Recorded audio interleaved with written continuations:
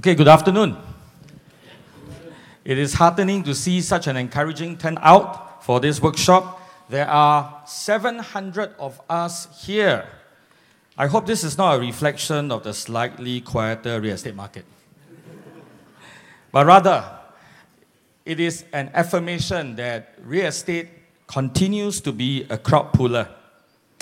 As we are aware, real estate in any country does not develop in silo. It is influenced by demographic and economic factors which affect demand and supply. In Singapore, where land is scarce, land use planning becomes an extremely vital tool to balance the various competing demands in residential, commercial, industrial, recreational spaces, and even space for special users. For many of us who are real estate salespersons and professionals, we hope to understand how the real estate market is likely to evolve in both the short and long terms so that we are able to advise consumers and clients in their property acquisitions or disposals. So joining me in conversation this afternoon, Ms. Chia Siu Chin of Colliers International and Dr. Chua Yang Liang from Jones Lang LaSalle, both of whom you have already been introduced to and you have heard their presentations. So let's give them another round of applause.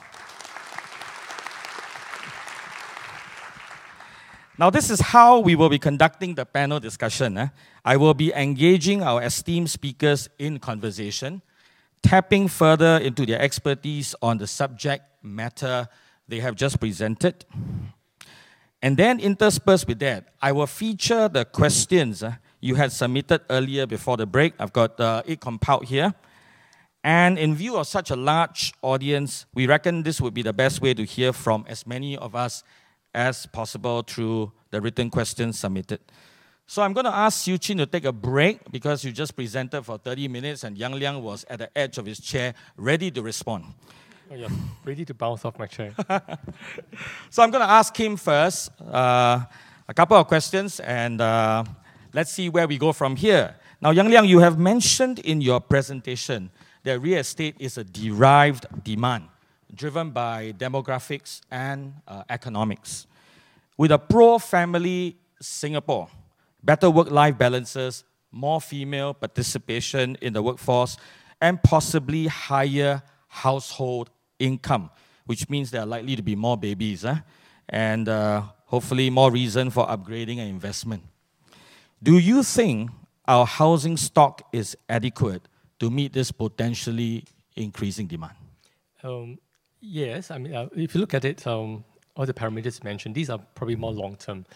Changing household demographics, more babies, that will take time.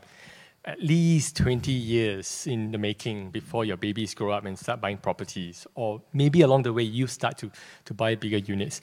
In the short term, yes, there's a bit of a tight supply situation, but that should balance out, like I showed you earlier in my slide, on the average household size, should balance out by about 2015, 2016, back to normalcy, 4.0. Unless there's a surge in such a demand over the next 2 to 3 years. Otherwise, I believe supply situation is sufficient to meet this short-term demand surge, if any.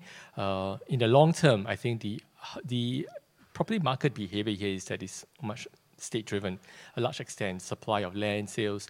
And I think from that perspective, from the planning perspective, there's sufficient land in Singapore to cater to a population of a growing size.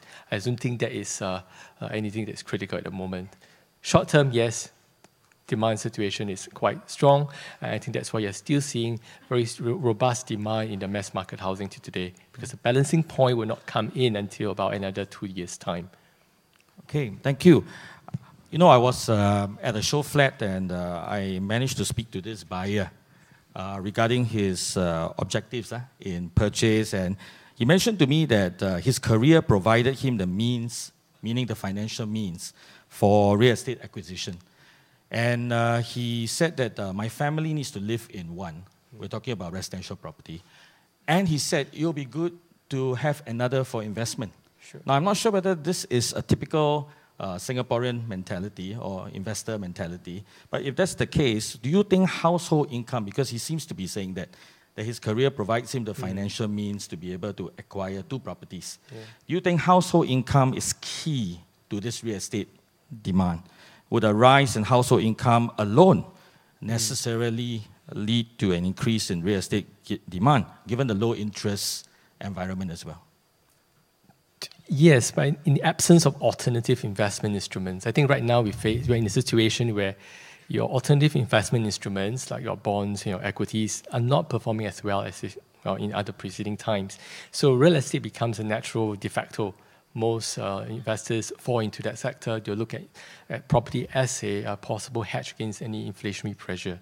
And the low interest environment clearly shows that it makes sense, because what else do? You can't put it in the bank, you can't get much return, so why not put in a property? So in the short term, if the situation persists like that, yes. I mean, if rising income followed by not excessive inflation, of course, then you might see that kind of surge again. But given the kind of economic conditions we're seeing today, we're seeing from US is picking up, that's for sure. We're seeing that upside right now. But the rest of the regions, Europe as well as China, looks a bit weak at the moment. But if all things remain as it is, I think we're likely to see a much gradual increase in terms of disposable income. I don't foresee a huge surge in terms of economic growth in the region over the next 6 to 12 months. And you believe that Singaporeans still wish to invest in properties in Singapore primarily? I think right now with the policies that we have in place, it's only investors are not looking at it as a very attractive environment. Perhaps it's more got to do with first-time home buyers, probably seeing it more attractive for them. Level the playing field right now for first-time home buyers and make it really difficult for investors. So now you're seeing investors shifting out to the hinterlands, so to speak, our borrowed hinterlands, looking at investors going out to buying properties in the Philippines, in UK, in Japan, as well as in Malaysia. So there is outflow of capital from Singapore out to the region. Thank you. Siu Chin, you look ready to respond. You have an alternative view or further take on this? No. That's not the answer I was looking for.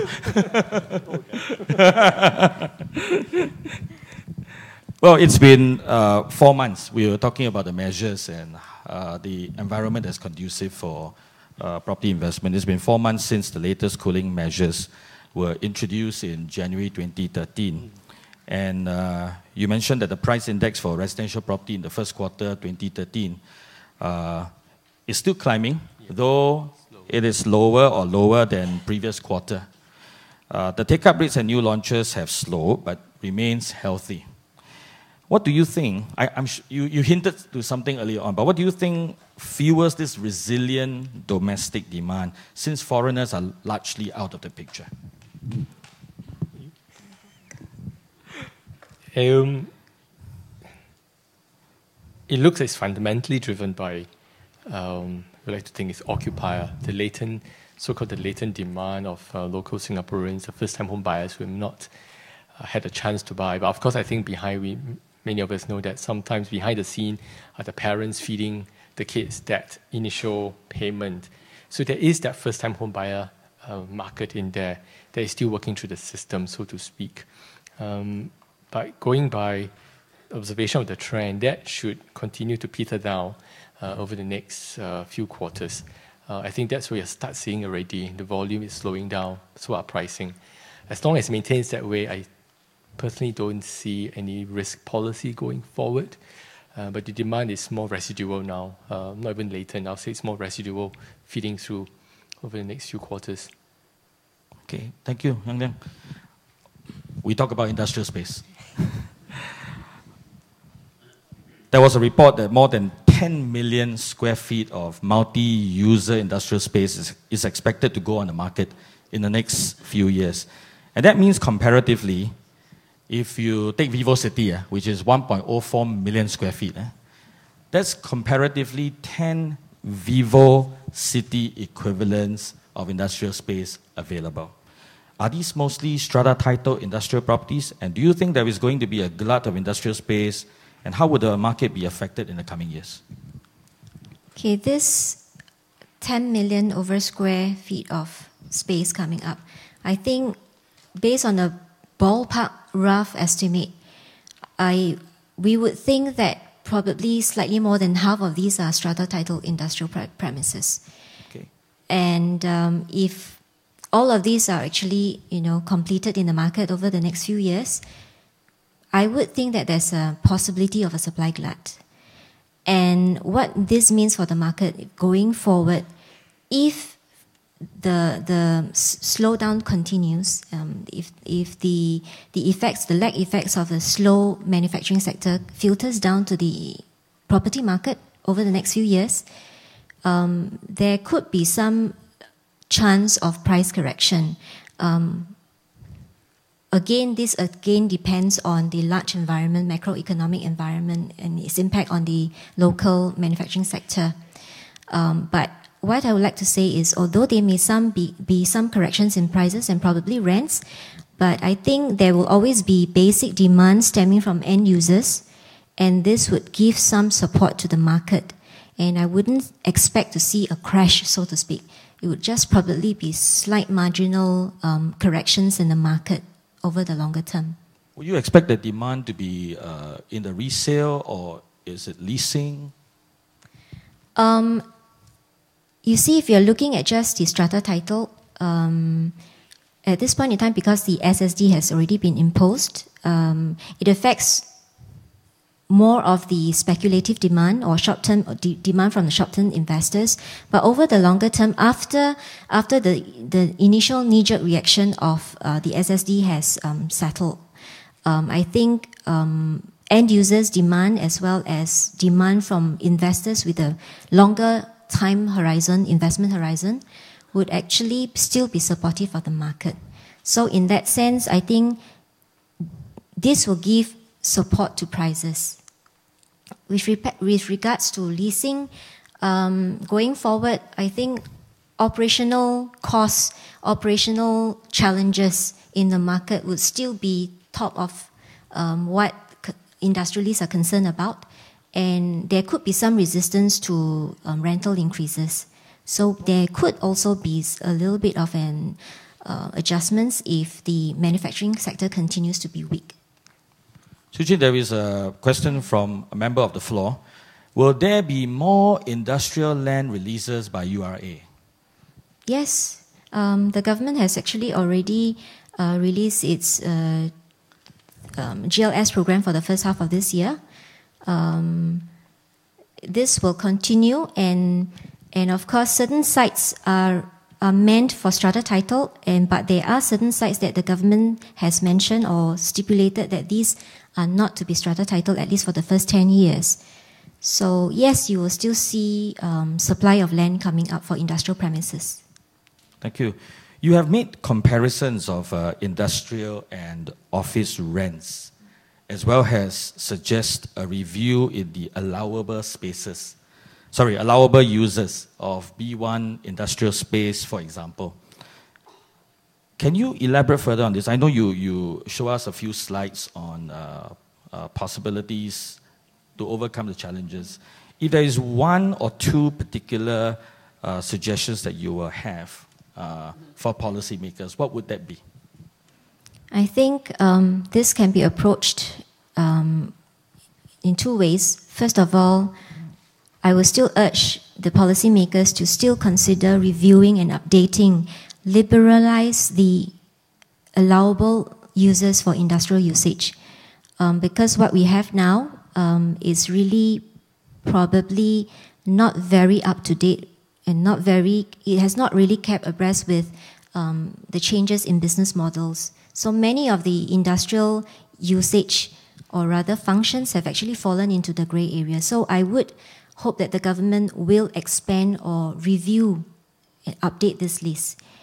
At the same time, it is also important to create an alternative for users who are really not suited for industrial space. They are outright commercial in nature, and therefore, in our environment today, we see new spanking new offices in the CBD or even in the heartlands. These are actually very well specified buildings, which probably our SMEs may not need. So, is there any reason as to why an equivalent space in a form of economical office space is not provided for them. So this is a question to be asked. So if you were to ask me, I would think that yes, the creation of an alternative space for these SMEs is also important. So if the government can approach this two-pronged, it would be more effective. Do you perceive repercussions when the lines between an industrial space, a B1 industrial space, and an office space is blurred? It will be blurred. Well, I don't think it will be blurred, because if the guidelines or the allowable uses are well specified, and if there's clarity given, then I don't think there's any grey areas. Probably, in fact, it will probably give more clarity to the grey areas and uncertainties that we experience at this point in time. And if the creation of office space that I spoke just now is materialized, then we will probably see a two-tier market in the office sector. The lowest being the most economical form of business space for our SMEs in the office sector. Thank you, Siew Chin. We come back to Yang Liang. Yeah? You mentioned the hinterland. Yeah. And I assume this is a reference to uncharted territories in the neighboring countries. Even though you were not very explicit, but that was what I gathered. I don't know about the rest, but I think we get it. Okay. Yeah. Is that so? Yeah. Well, by definition, in the country's hinterlands, it could mean Pongo, Aokang, Changi. You meant that as well? No, I'm talking about hinterlands in somewhere where there's a clear distinction in terms of where movement and pricing are. Okay, so do you think that the hinterland presents a viable option for Singaporeans to live in one place where there can be lower cost accommodation, but commute to work in Singapore, given the fact that transportation and accessibility to facilities are increasingly available? At this moment, perhaps the friction is there because of infrastructure, right? But if you look across globally in terms of how the labor force moves from one place to the other, on average, people would travel, at least in the US, about an hour to work. So living outside the city for an hour is about the norm. So you can be as far as, talking about New Jersey to New York or New Jersey to Philadelphia. That kind of distance, an hour's travel on the train is normal. It's just like because in Singapore we've grown up in a very efficient environment. The thought of having to travel an hour outside Singapore is just unimaginable. At this moment in time, I would say that in the long term, or not in this moment in time, in the long term, with improvement in infrastructure and accessibility in terms of public access between these two regions, I wouldn't discount the possibility of Singaporeans living further out and moving in and working here, living out there and working in the city. That is not an impossible environment to imagine, I'll say. But that has to be accompanied by almost a smooth flow, as good as coming from Ang Mo Kio to the city, that kind of transition. Not that currently we have in terms of immigration boundaries that makes it difficult. There's a lot of friction in there, makes it difficult. Psychologically, to travel like that is not so conducive. And it's all only for those who have a car. It's more convenient and more comfortable. You're taking a bus, then it's quite a hindrance. I know of families who do that, but it's tough. Just a follow-up question on this one. I think you mentioned Iskandar as well in passing. Oh, yeah. Okay. Well, I heard you mention Iskandar. There has been more than 5 billion Sing dollars investment in Iskandar since 2006. That's a report that I read. A good number of residential developments are being launched in Iskandar, and Singaporeans are a key group of buyers. How do you see this phenomenon affect the real estate market in Singapore?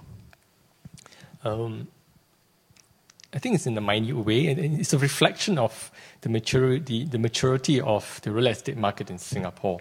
That as the city matures, I mentioned earlier in the talk, that this bi-directional effect of the rural to urban migration, it starts off to support the city's growth. It's now reversing. So it's urban back to rural kind of investment. It's just a reflection of that trend. Mature cities, as it grows, it feeds off the ability for this older urban population to then move out. It's just a natural progression. In the same breath, yes, you may lose some of your buyers, but there will be new blood, new people coming in to, we call it the household churn, to support the activity in the housing market. But until we see a clear direction in terms of the ASEAN economic community that they mentioned, the ASEAN unit, been talking about having a single market by 2015. They brought forward that plan from 2020 to 2015. Until we see a continual improvement in that direction, which they have, over about 60% of all the deliverables are met today. By 2015, we do see a single market where there's a free flow of capital, of labor, as well as investments. Then this trend will likely to be, right now, is contained only to the top echelons, those who are well-to-do, who can afford a car, who are able to invest in there, or those relations in Malaysia that are able to buy and invest in there. By that time, if you have a single unit, a single market, as they espouse in the ASEAN economic community blueprint, right? Single market, you might then see a greater outflow of Singaporeans buying up into these places, I think. I like to think. That will be the way a mature city develops and grows. Thank you.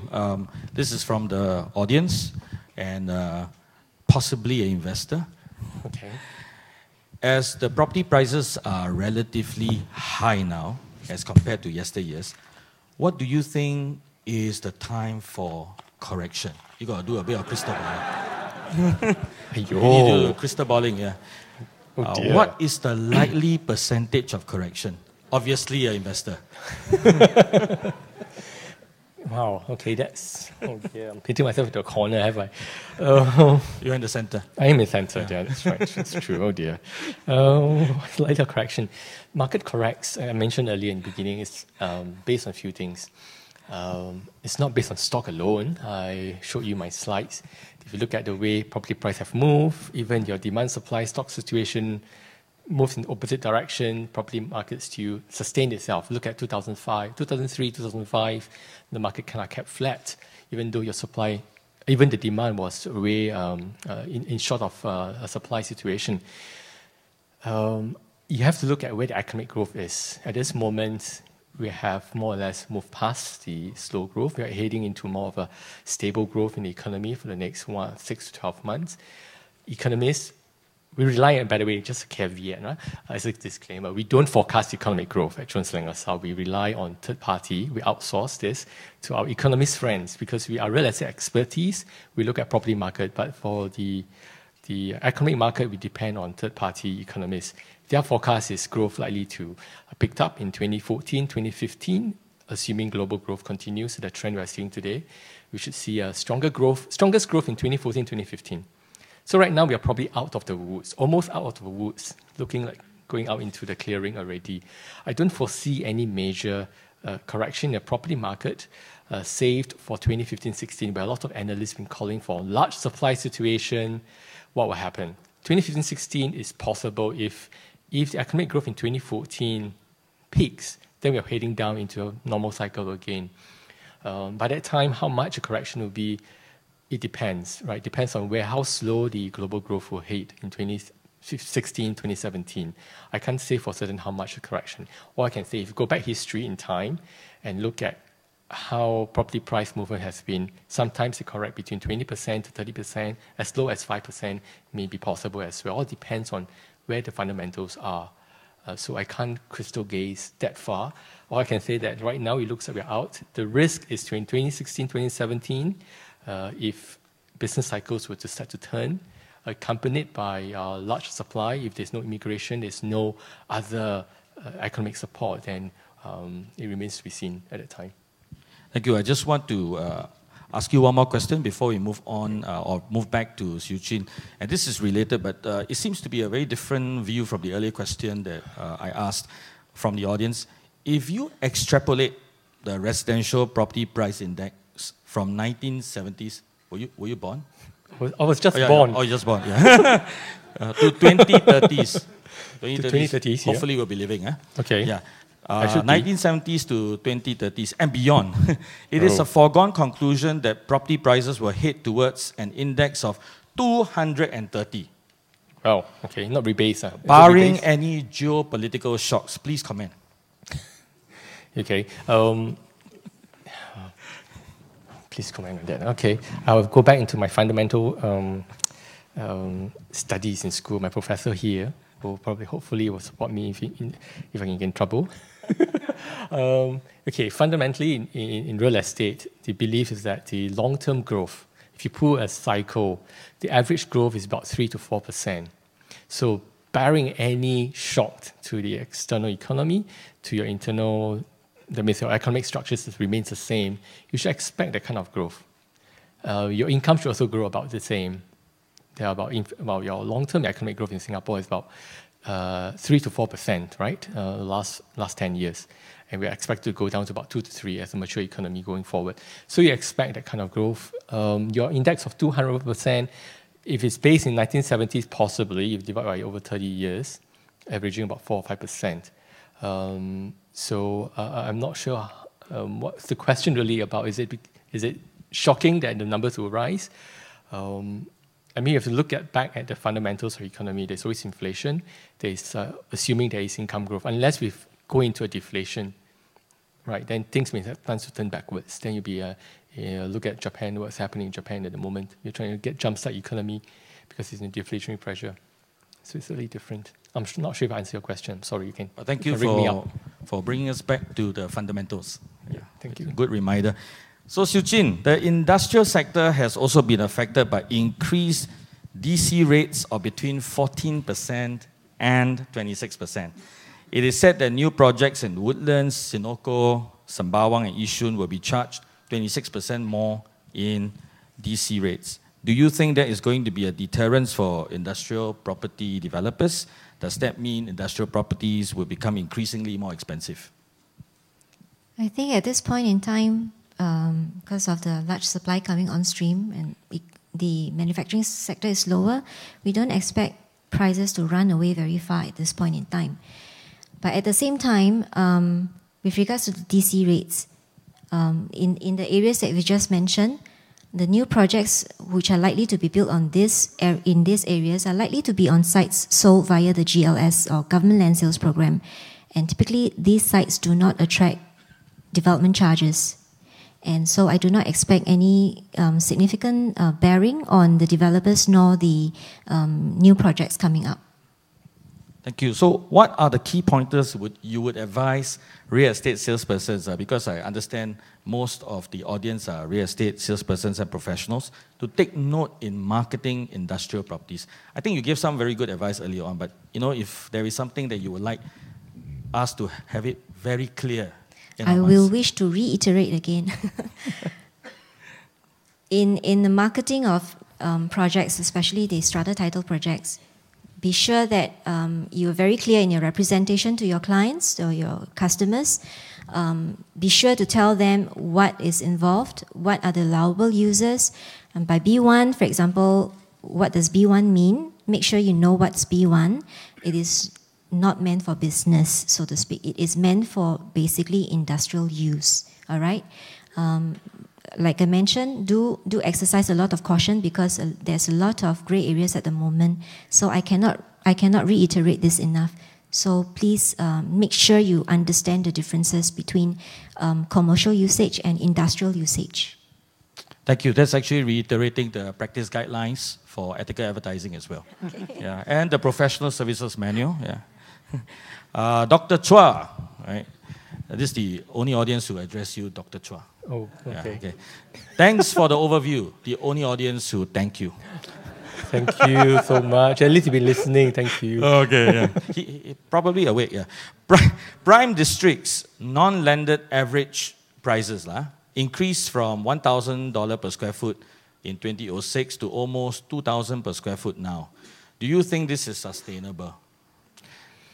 Taking into account the newly implemented property tax on condo units which are vacant, owners cannot claim the declining property yield below 4%. Okay, so I think these are two separate questions. Yeah, the first one, oh no, they're together. They're together. Yeah, actually, and there's a telephone number for you to call. Yeah.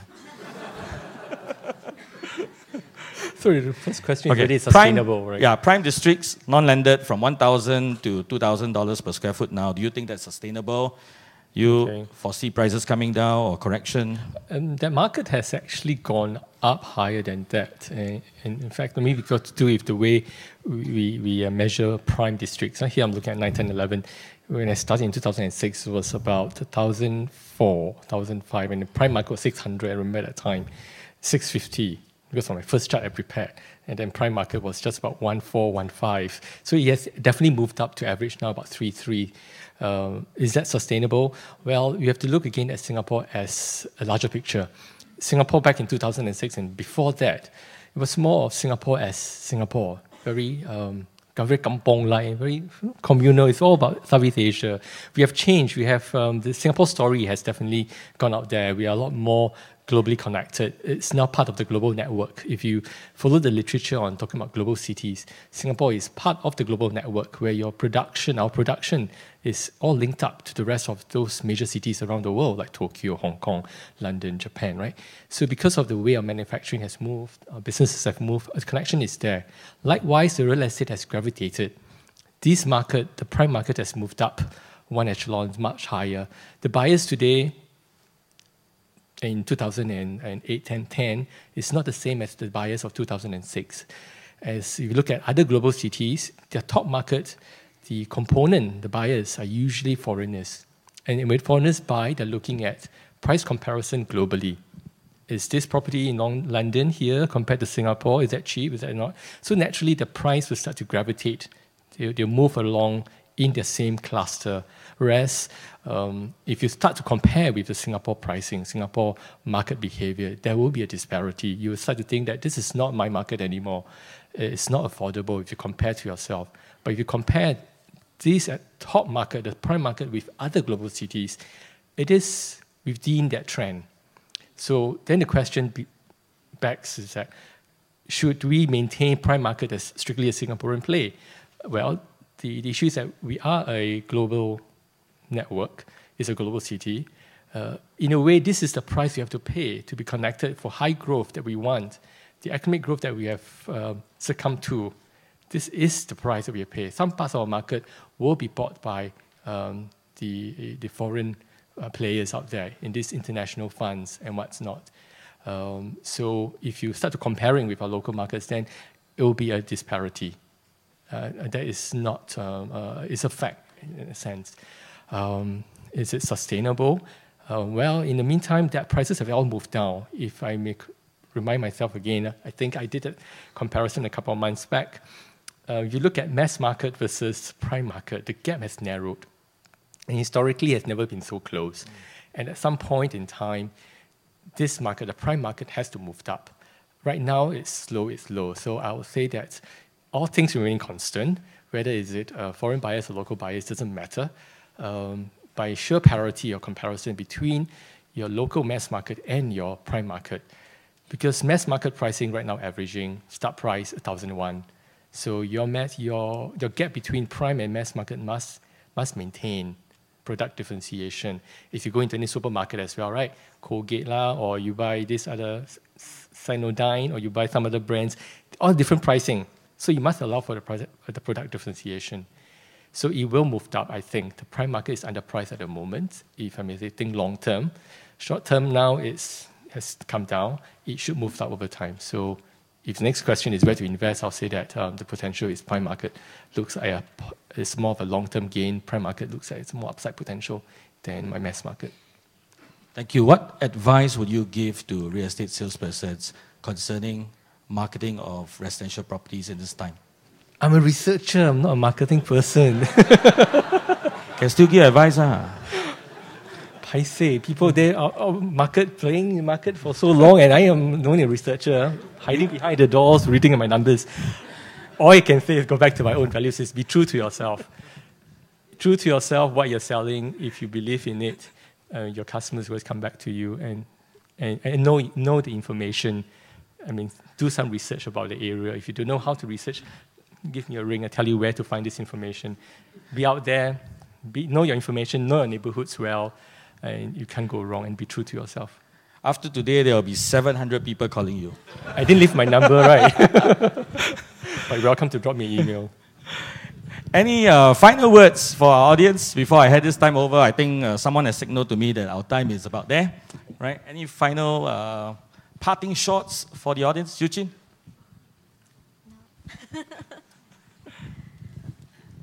Well, thank you all this afternoon. Parts of my presentation could be a little bit dry in front, but what really I'm hoping to say is that do look forward to any changes, and we do hope that there are changes coming on with regards to the industrial sector, and this will make it more vibrant. Yeah. Thank you. Let's put our hands together for our speakers once again. Xiu Qin from Colliers and Yang Liang from Jones Lang LaSalle. Thank you so much.